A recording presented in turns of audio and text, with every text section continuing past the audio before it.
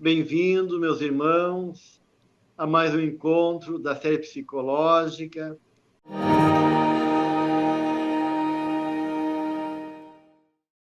Nesse momento, estamos aqui com a Adriana, com a Cláudia, bem-vindas a esse quarto encontro. E é interessante, antes de a gente começar esse quarto encontro, trazer algumas esclarecimento em relação ao nosso curso. Né? A gente está estudando a obra de Joana de Ângeles, por obra e por capítulos, e a cada 3 encontros, onde a gente estuda os capítulos de cada obra, nós temos uma paradinha, um momento de poder responder e aprofundar os questionamentos do público. Então, é interessante, né, meus irmãos, que cada um de vocês possam trazer suas dúvidas, seus questionamentos lá no chat, ali no comentário, para que a gente possa, então, a cada 3 encontros, dessa paradinha, como hoje, né, e poder dar conta de responder não só as dúvidas, mas para aprofundar também algum elemento que seja importante, fazendo uma síntese aí desses encontros anteriores, a cada 3 encontros, a gente faz esse fechamento aí para poder revisar algum elemento e tirar também as dúvidas do público. Então, fica nosso convite para a gente poder realmente tornar mais dinâmico, mais participativo esse curso tão interessante sobre a série psicológica. Muito bem. Então, Adriana e Cláudia, aqui estamos algumas perguntas do público que trouxeram para a gente, né?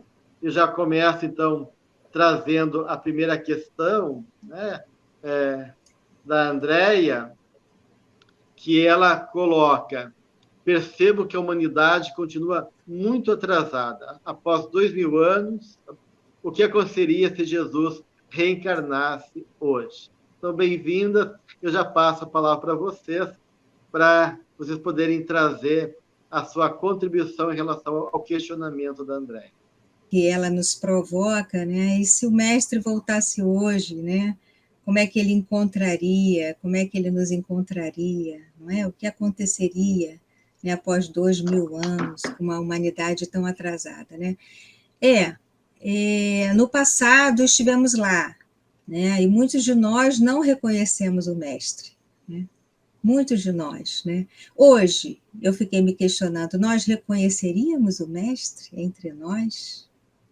Será que nós nos daríamos conta de que ele é o mestre, que ele e o Pai estão juntos em comunhão, né? Que ele trazia já naquele tempo, né? A mensagem dele era de comunhão com o Pai. Né? Será que nós reconheceríamos esse mestre?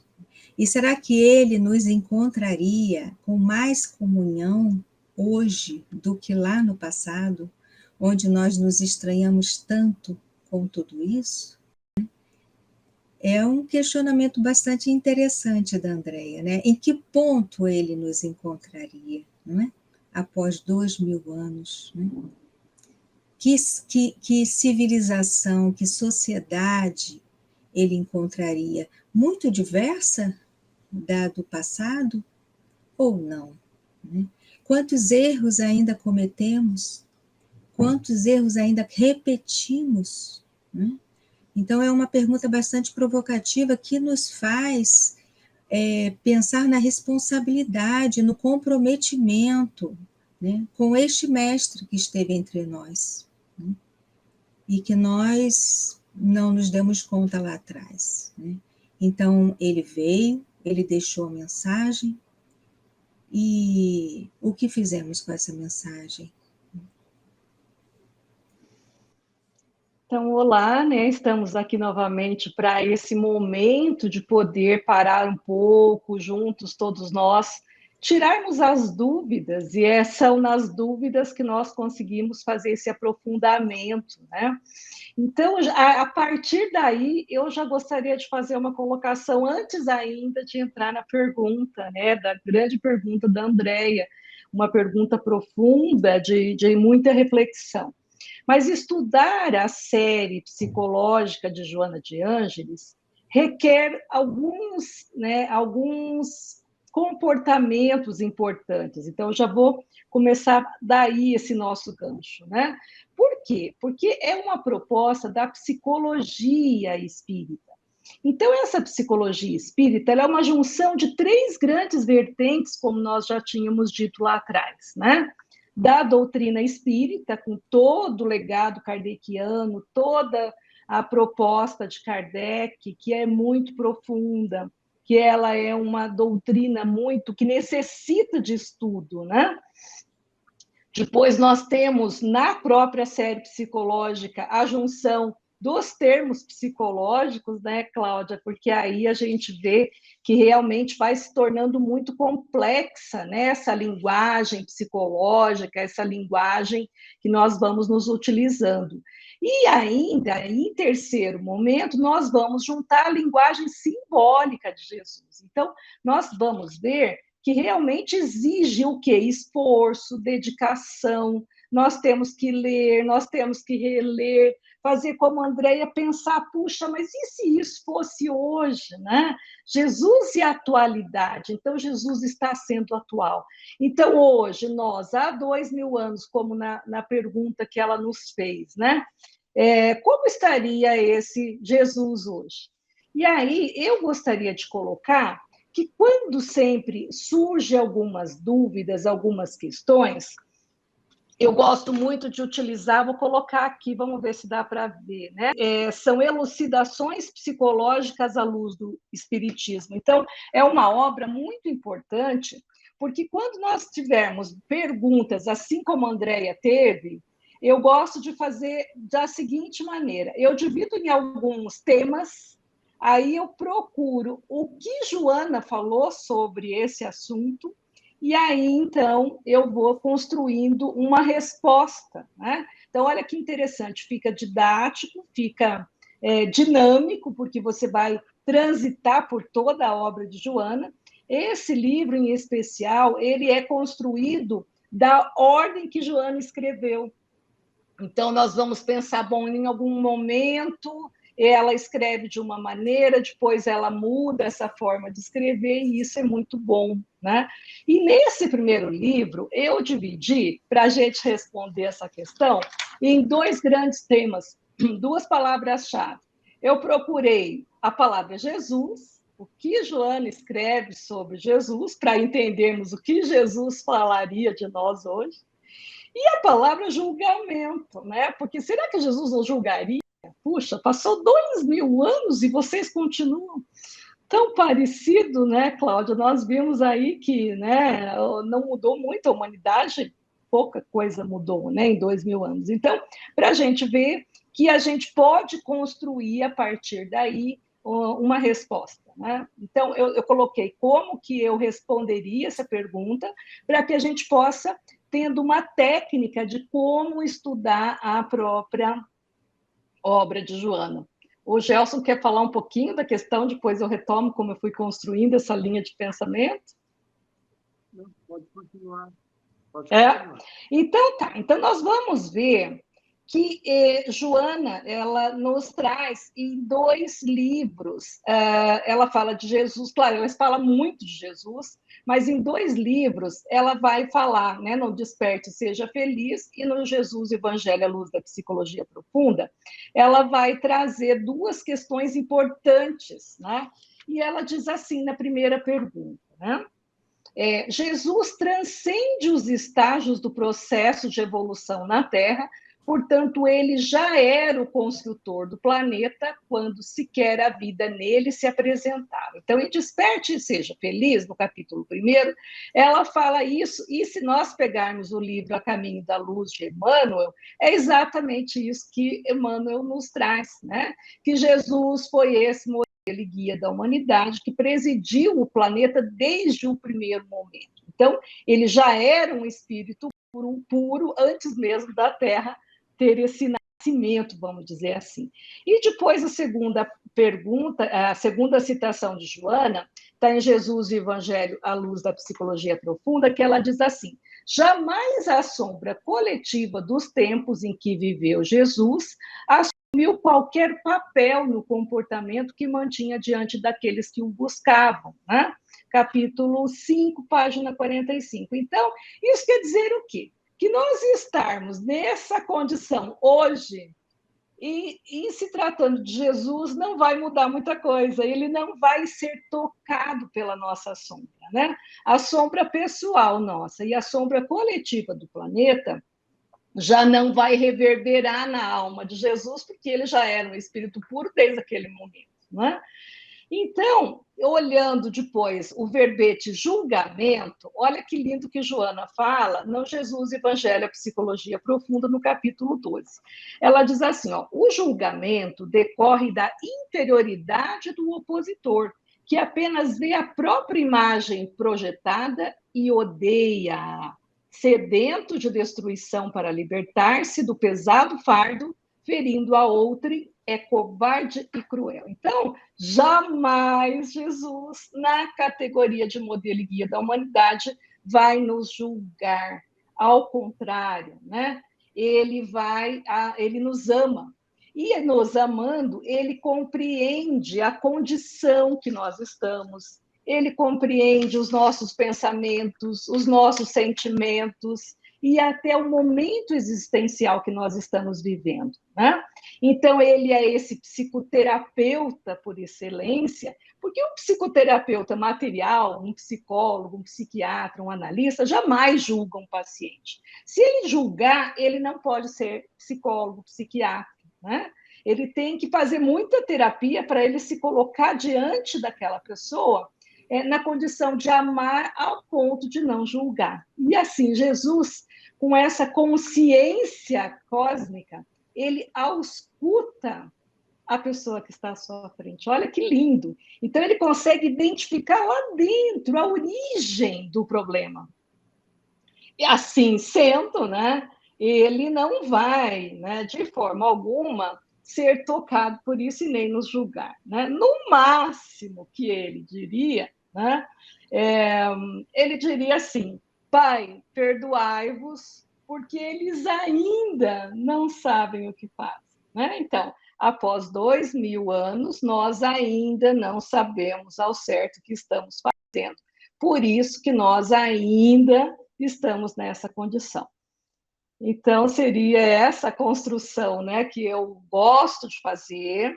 Esse livro, Elucidações Psicológicas à Luz do Espiritismo, é uma ferramenta de muita contribuição para que a gente possa construir as nossas respostas e sair dessa questão passiva de receber o conhecimento apenas, mas de já poder construir o conhecimento, né, dentro de nós. Então, por isso que a proposta da psicologia espírita, aí ela já é um diferencial, né? Porque só pelo exercício que a gente faz da busca da resposta, já vai fazendo a gente desenvolver consciência.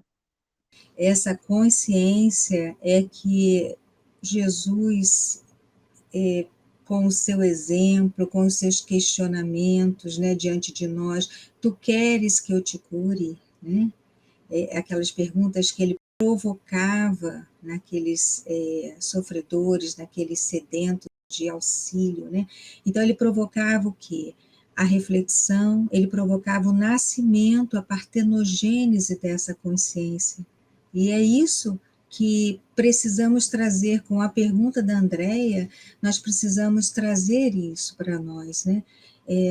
Essa provocação que ela nos traz é a provocação que Jesus também fazia naquele tempo, de uma outra forma, né? Buscando que nós nos comprometêssemos com o nosso caminho, buscando porque ele percebia se estávamos preparados ou não, aquela pessoa que se aproximava dele, ele sabia, ele tinha olhos mais, a percepção muito mais ampliada, ele conseguia prescrutar para além daquela visibilidade que a pessoa apresentava.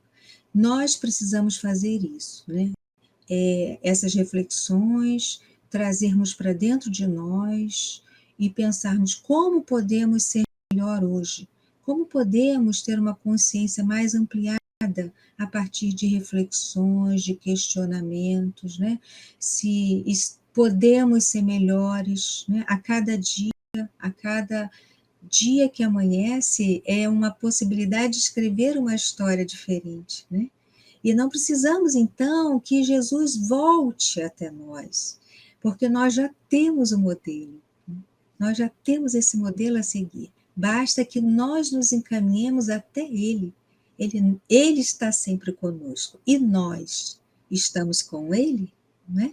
A gente vê que a proposta desse livro também é Joana nos coloca Jesus descrucificado. Não é? Então, se pensarmos que esse Jesus está descrucificado, ele nunca saiu do nosso lado. Não é? Ele preside a terra desde a sua formação, e com isso também ele continua nos presidindo, ele continua ao nosso lado, como esse modelo guia vivo, né? Ele é um símbolo vivo que está ao nosso lado, não é mais aquele pai que foi embora. E essa é a grande proposta do livro, né? Porque o que nós temos nesse livro? Nós temos 20 situações cotidianas que aturdem a civilização, né? Então, nós já vimos aí 6 delas, né? Jesus, os desafios, a reencarnação, enfim, todos esses 6 primeiros capítulos, e ela busca resposta, né? Na conduta de Jesus, então, e atualiza esse Jesus. E a grande ideia desse livro é: vamos ver Jesus hoje dentro de nós, né? Porque está escrito, né? Onde está escrito as leis de Deus, né? No Evangelho, no Livro dos Espíritos colocam, e a resposta é: as leis de Deus está escrito na consciência. E aí nós vamos ver em toda a série psicológica que não é a consciência do ego, não é a consciência egóica, mas é essa consciência do self, essa consciência espiritual, né?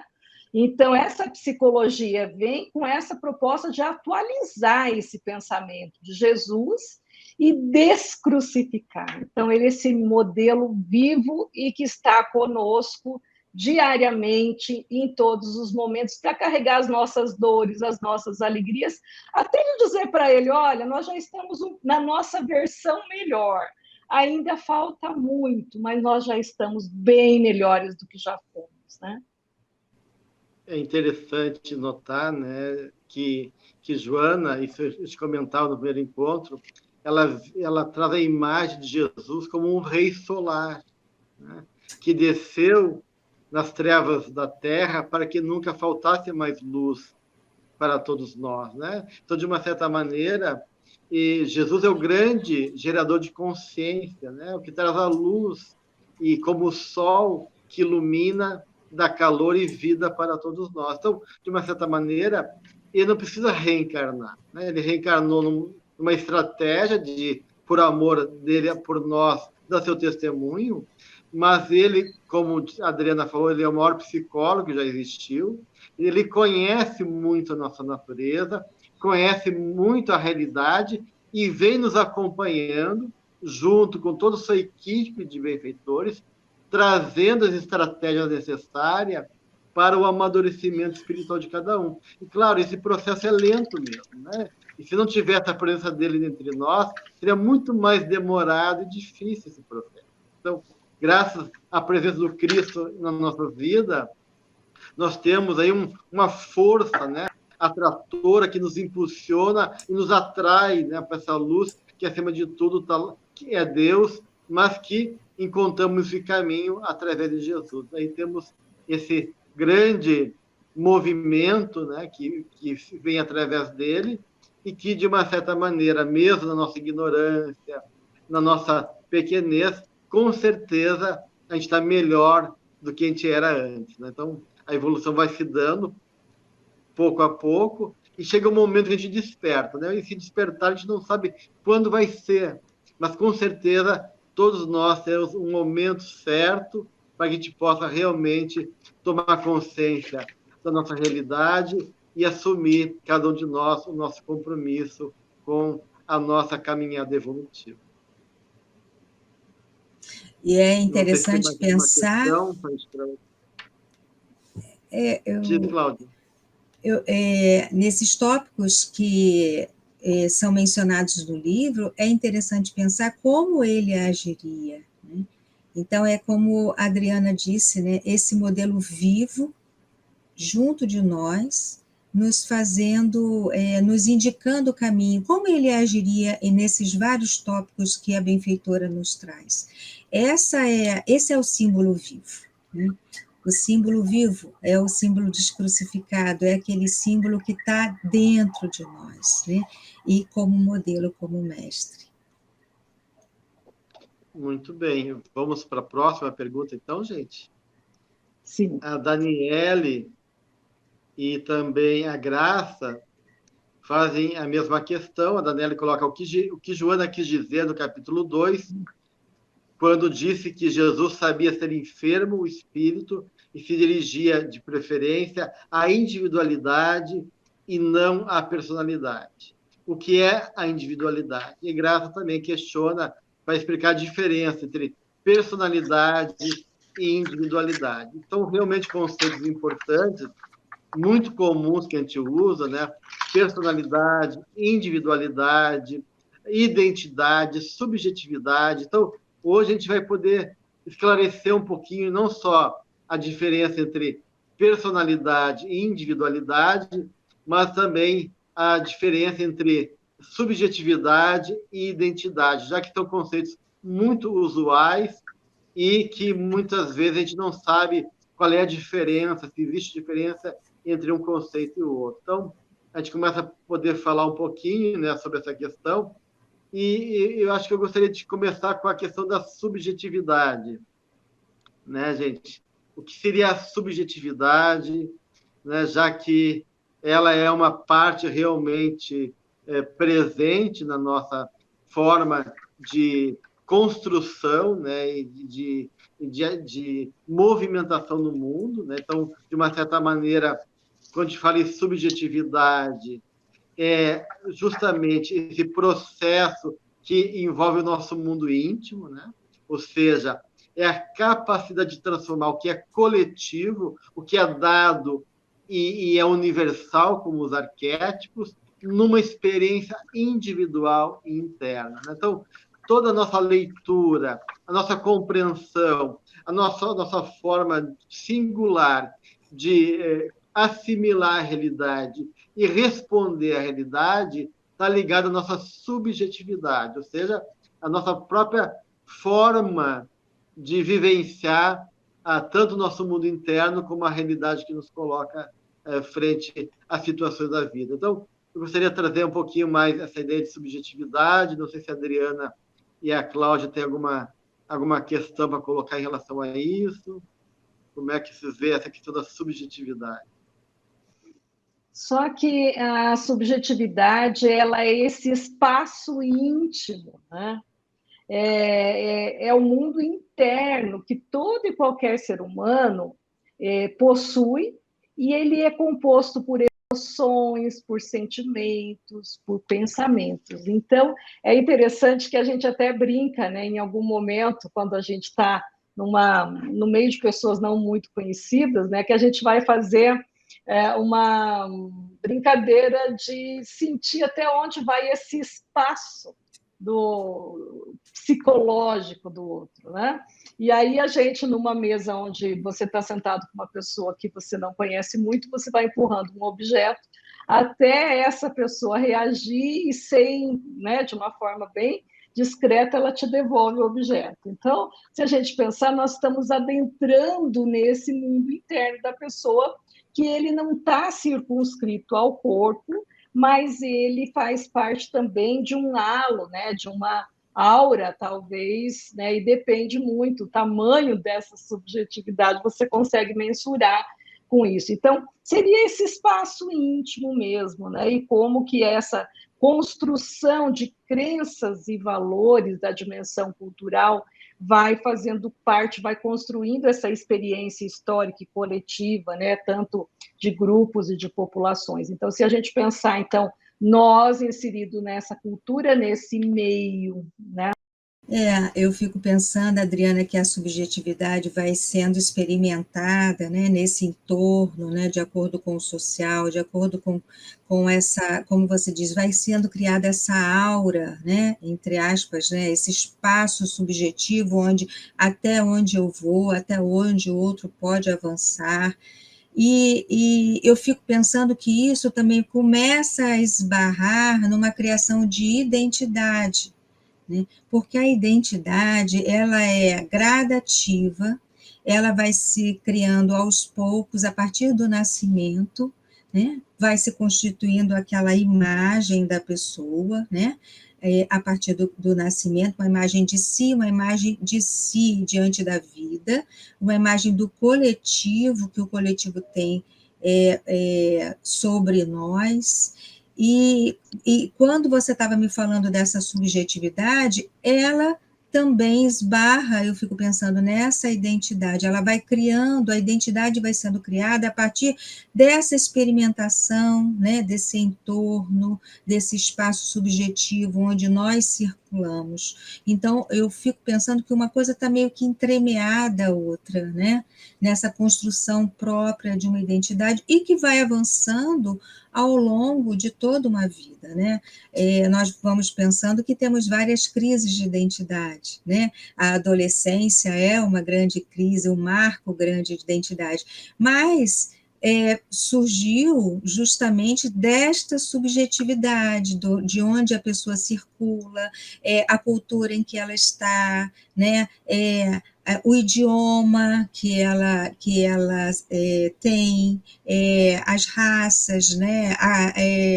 Toda essa educação que perpassa uma educação formal, uma educação informal, isso tudo vai criando identidade.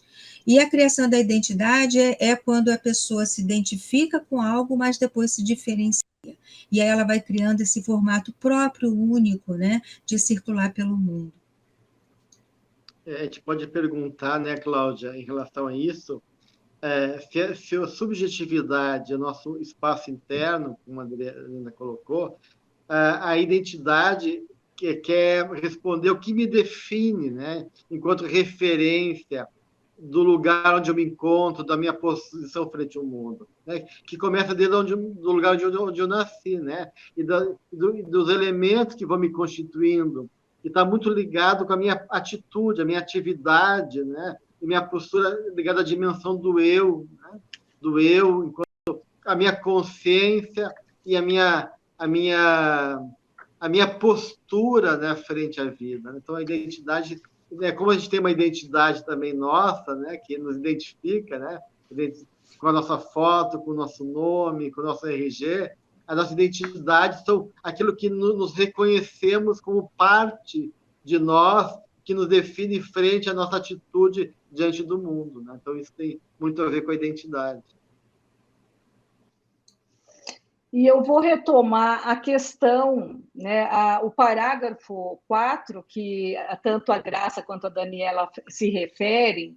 O parágrafo dizia assim, olha, porque sabia ser enfermo o espírito e não o corpo, sempre se dirigia preferencialmente à individualidade e não à personalidade que se revestia cada homem. Então, aqui vale a pena nós voltarmos lá no livrinho, né? Nas elucidações psicológicas, aqui, isso, as elucidações psicológicas, para que nós possamos direitinho ver o que é, por que Jesus se dirige a essa totalidade, né? A essa individualidade e não a personalidade. Então, vamos procurar, né? Então, vamos olhar, se pudéssemos dar um exemplo, a individualidade no exemplo de Joana de Ângeles, quem é a individualidade? Seria Joana de Ângeles, o somatório de Joana de Cusa, mais de Clara de Assis, mais de Juana Inês de la Cruz, mais de Joana Angélica de Jesus e as outras tantas vidas que nós não temos acesso e muito mais, porque nós somos muito mais do que a soma das nossas partes, né? Nós somos constituídos de todo esse mundo interno, de toda essa subjetividade, que é essa construção social dessa encarnação, mais das outras encarnações, desde o momento que esse espírito foi criado, né? Então, isso seria individualidade. E o que era personalidade? Vamos pegar. Se nós pegarmos Joana Angélica de Jesus, que morreu agora, né? Dia 20, fez 20 de fevereiro, completou 200 anos de sua morte.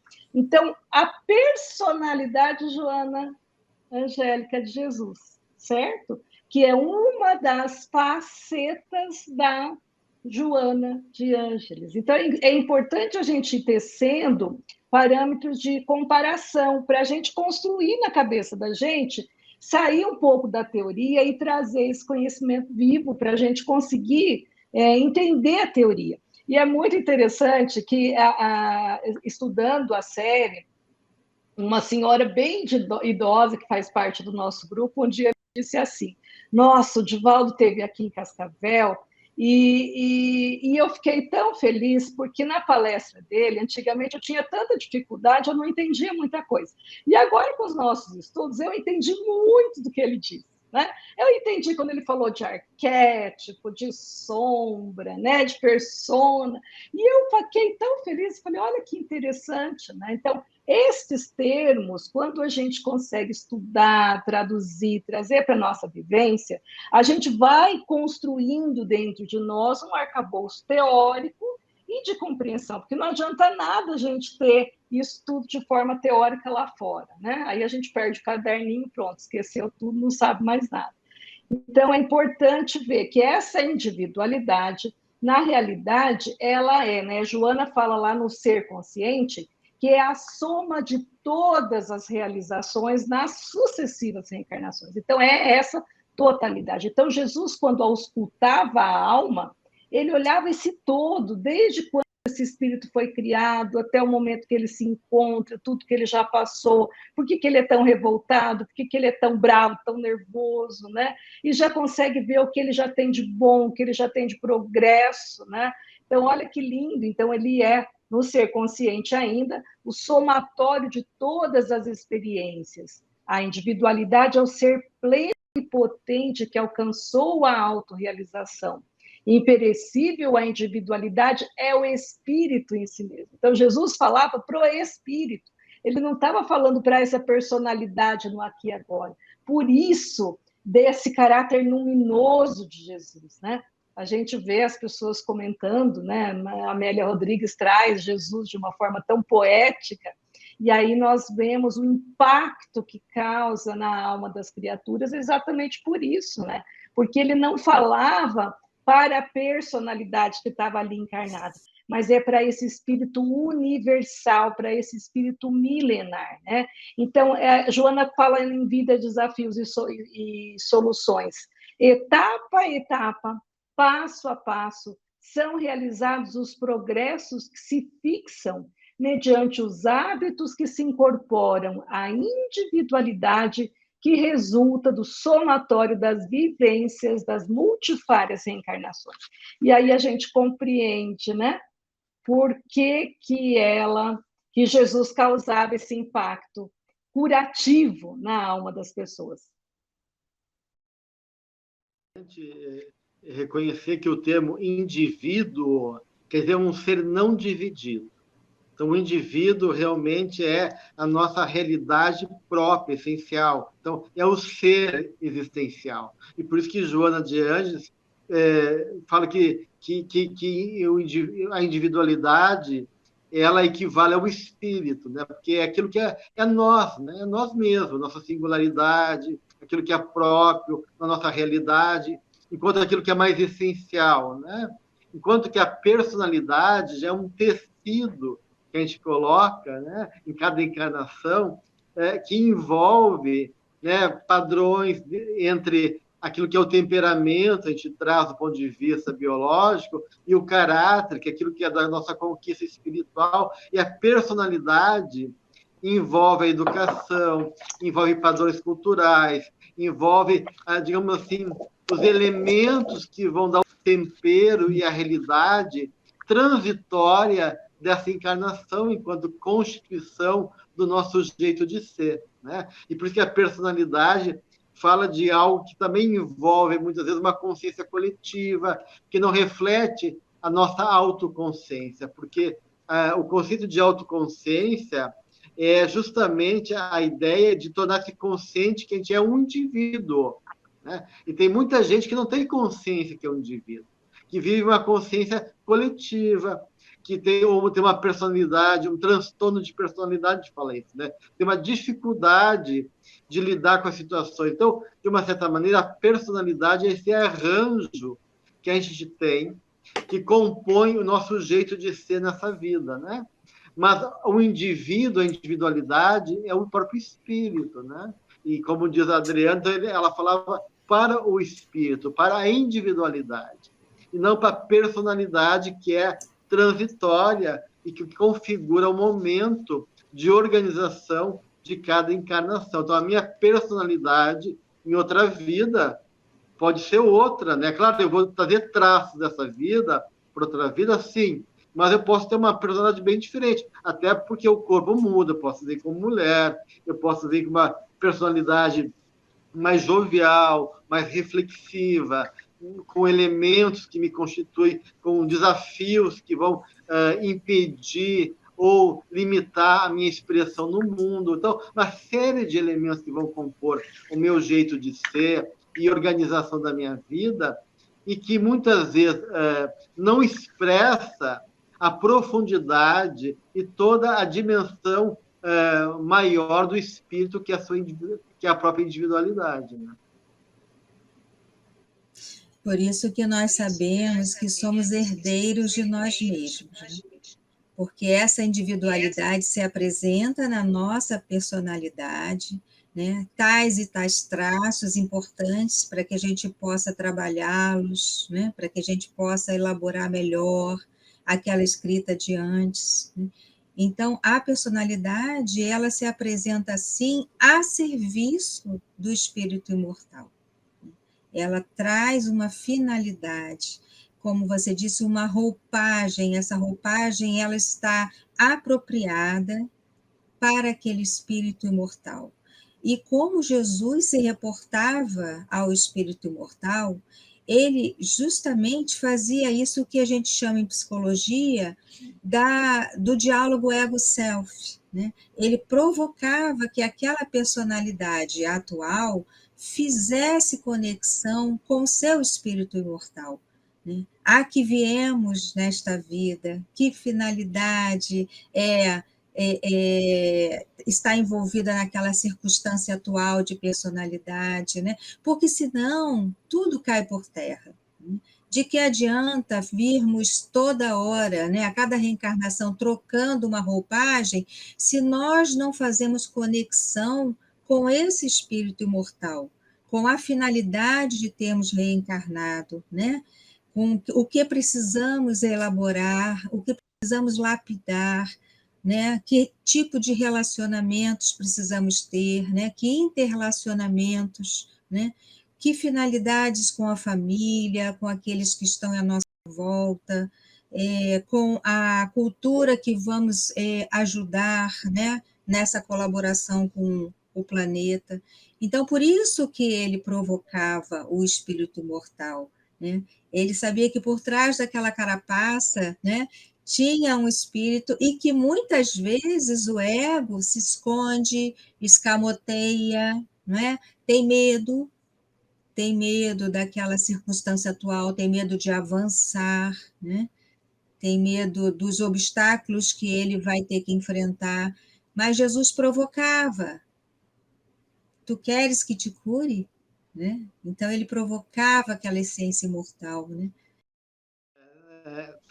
Tanto a personalidade como a individualidade vai envolver questões do consciente, do inconsciente, do ego. Só que a personalidade é essa complexidade da individualidade que está nessa luta entre os processos objetivos e subjetivos, entre o social, né, a dimensão coletiva do mundo, e o aspecto individual. Então, a personalidade seria um produto da atividade individual, condicionado tanto pela realidade própria da gente, tanto quanto a realidade social que a gente vive, né? Então, é uma composição a personalidade, né? E muitas vezes, muitos aspectos do espírito, como a Cláudia falou, fica ali escondido, ou fica reprimido, ou fica não ativo naquele momento. Então, Joana fala que Jesus, ele não falava só para a personalidade, ele falava para a individualidade, muito além da personalidade, mais profundamente, nesse self, né, nessa dimensão do espírito imortal. E é interessante ver essa noção de continuidade, né? É como se essa individualidade fosse o centro e essa personalidade cobre esse centro. Só que, como a Cláudia disse, muitas vezes está em distonia, né? Ele não tem uma comunicação entre um e outro, né? Que seria o eixo ego-self ali, para que a personalidade dialogue com a individualidade. Então, por isso que Joana nos traz várias ferramentas, né, como a meditação, a prece, claro, mas também a imaginação ativa, para que possamos fazer com que a personalidade estabeleça um diálogo com essa individualidade, né, para que nós possamos acessar esse manancial que já somos e que já trazemos de conhecimentos, né, sentimentos. Então, olha que importante, se eu conseguir acessar parte do que eu já conheço, isso é muito importante, né? Então, a importância da psique ser essa totalidade. E aí nós vamos entender o que se compreende como individuação, né? Individuação é ficar inteiro. Não é ser perfeito, não é ser um espírito de luz agora. Nós não somos espíritos de luz. Nós temos fantasias, desejos, sensações, emoções, sombra, graças a Deus, né? Então, nós podemos integrar tudo isso e sermos essa individualidade completa. E a proposta dela é exatamente essa, não é nos tornarmos anjos hoje, um dia seremos anjos, mas ainda não somos, né? Daí a importância do autoconhecimento, do autoenfrentamento, né? Olhar para as nossas mazelas e entender se é necessário, se podemos mudar nesse momento, né? Avançar sempre um pouco mais, é lógico, sem criar ansiedade, uma ansiedade adoecida, porque a ansiedade sempre existe, né? Aquele palpitarzinho do coração, né? Aquele receiozinho, mas avançar, né? É isso que precisamos. Ir retirando todas essas coberturas que nos escondem de nós mesmos, né? E esse enfrentamento, esse autoenfrentamento, Joana traz também a palavra de autoamor, sempre com esse cuidado, esse carinho conosco, mas não um carinho demasiado, em que a gente vai ficar escondido ou paralisado pelo medo, né? É necessário avançar. É necessário avançar sempre, e esse questionamento de qual finalidade dessa reencarnação agora, são várias finalidades, né? Mas quais as dificuldades que são apresentadas agora, em que eu já consigo ver, que eu já consigo perceber, para que eu possa avançar nisso, né? Para que eu possa fazer um capítulo diferente e dar um checklist, pronto, né? Fiquei aquela pendência, resolvi, satisfação plena, não é? E vamos avançando agora para a próxima.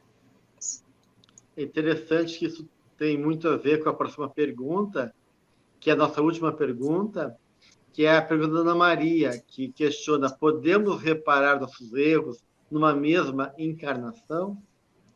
O que tu acha disso, Adriana? Seria como perguntar assim, né? Essa criança que está no jardim da infância, ele pode nesse ano completar uma universidade, né?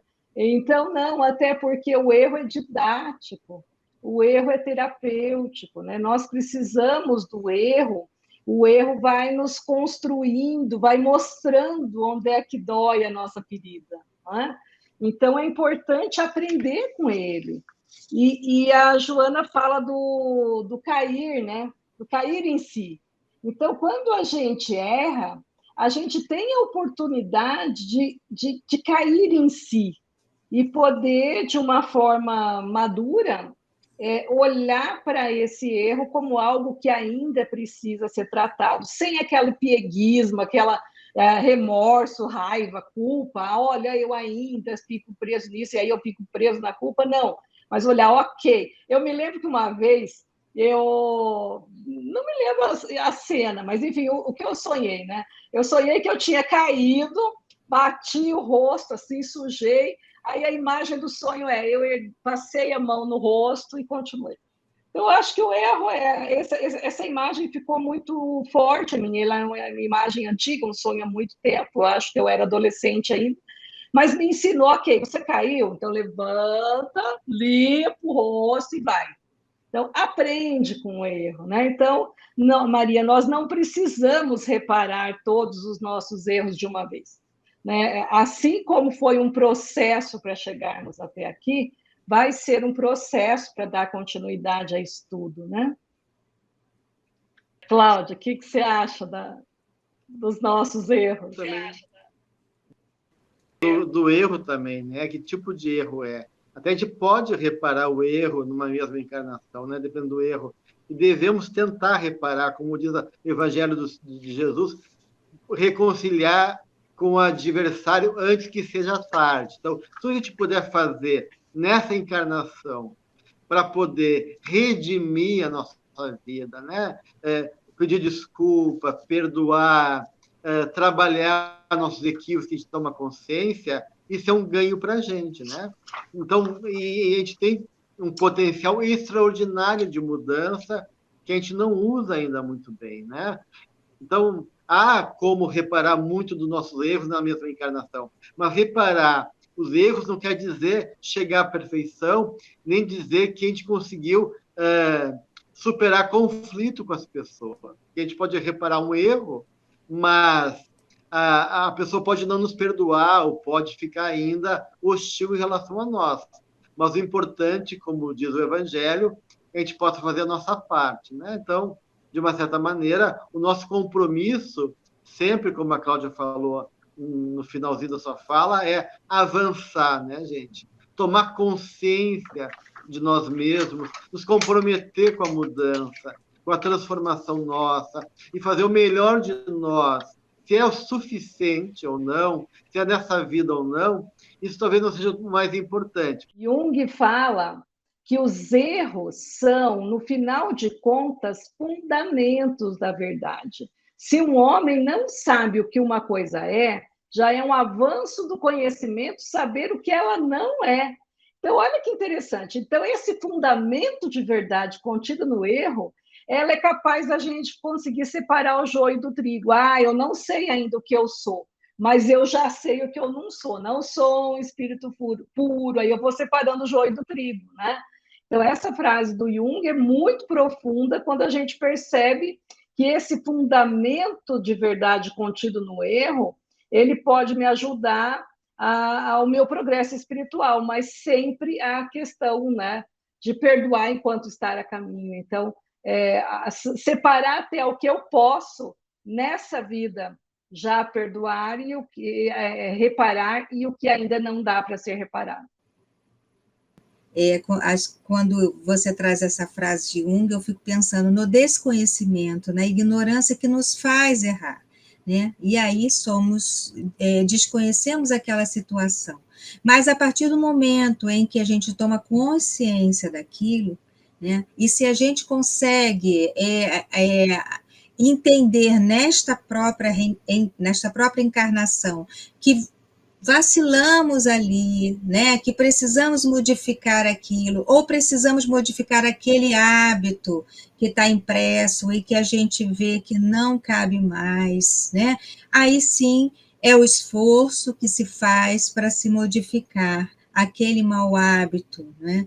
Agora, é lógico que há erros, né, e aí não é um mau hábito, desculpe, aí não é um erro, né, então acho que há erros e erros, né. Agora, é lógico que há comprometimentos, a gente pode dizer assim, né, comprometimentos com a lei divina, né, agimos mal em relação às leis divinas e nos comprometemos, E aí vimos em uma próxima encarnação, com aquele véu do esquecimento, né? Que nos protege de nós mesmos, né? Mas que vem se revelando aquele comprometimento ao longo da vida atual. E aí sim, conforme nós vamos fazendo esse trabalho de consciência, de reflexão, a gente começa a sentir um cheirinho de que, puxa, eu acho que eu tenho que resolver isso nessa vida, né? As coisas vão se constelando de uma maneira em que você percebe, isso aí não é só dessa vida, né? Isso aí é um resquício de outra que eu tenho que resolver aqui. E aí é bom, porque aí a gente vai cada vez mais criando consciência, se esforçando, porque geralmente são coisas mais difíceis, né, mais trabalhosas, e a gente faz aquele esforço para poder avançar e corrigir nessa, né? Então, são assim, maus hábitos que eu fico pensando, os erros de agora podem ser considerados maus hábitos, né? Formas de comportamentos assim indevidos e que a gente precisa consertar, ser mais gentil, ser mais amoroso, mais afetivo com tais e tais pessoas, né, que estão ao nosso redor. Mas tem aquelas coisas, como eu falei, que eu acabei de falar, né? Muito bem, não sei se a Adriana quer ainda colocar alguma última colocação em relação ao Eu nosso quero assunto. colocar uma frase do Jung, então, para a gente terminar com essa questão do erro, que aí eu acho que sintetiza bem em toda essa nossa discussão da noite. O Jung diz assim, ó, não há despertar de consciência sem dor. As pessoas farão de tudo, chegando aos limites do absurdo para evitar enfrentar a sua própria alma. Ninguém se torna iluminado por imaginar figuras de luz, mas sim por tornar consciente a escuridão, né? Então, muitas vezes nós ficamos tanto tempo perdendo, tentando ser luz, e nós não somos luz ainda, né? Nós temos um pouquinho de luz, mas ainda temos muita sombra a ser integrada. Muito bem. Então, nós estamos finalizando o nosso estudo de hoje e convidamos a todos a continuar conosco, né? Toda semana, às quartas-feiras, pelo canal da Mansão do YouTube, esse estudo maravilhoso da obra de Joana de Ângeles e fazendo esse convite para que todos possam participar com as suas colocações, com as suas contribuições e questionamento para enriquecer melhor o nosso estudo. Um grande abraço a todos e até então semana que vem.